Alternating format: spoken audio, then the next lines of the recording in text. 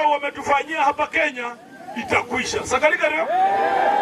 Sasa ndugu zangu MCA na Senator Wakoli, najua wewe Mheshimiwa Wakoli, unajua mtu akikula lazima akuwe na table manners. Wamenyang'anya ndugu yako Khalwale kiti wakakupa wewe.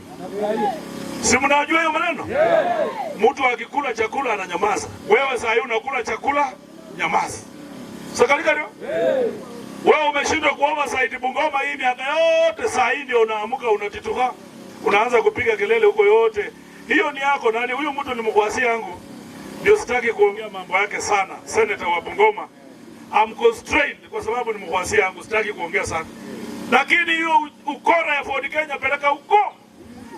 Bandu befu msima 2027. Omuntu na kema use kura. Na halina na Edwin Watenya Sifuna. Huyo mtu wapi?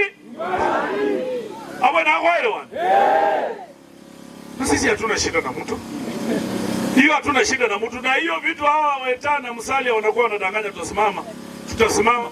Saa hii tutawaonyesha maana ya kusimama kura. Sikile hapo kuchakuidepe. Edwin tumemwambia Edwin Sifuna tunaenda wapi? Sasa ndugu zetu wa Ford Kenya, vile ngoja tuonane. Waache hatujafungua. Bado majemba hatujafungua. Wa relax, waache MCA. Alikaso meleze MCA. Nyinyi relax. Kitu nataka pia mjue. Watu wa Ford Kenya wanasema sio Wetale fanya. Hiyo kesi wakati imekuwa kotini, yule mtu amekuwa na represent Speaker Wetangula ni PA wake. Yule mtu amerepresent bunge ni PA wa Moses Masika Wetangula, anaitwa Milimo.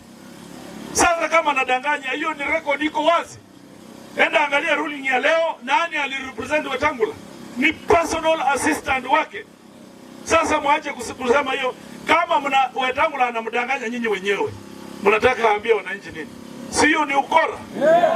Hiyo ukora na unafiki na ubinafsi, sisi tunasema sisi tuko na team vile nilimwambia jana.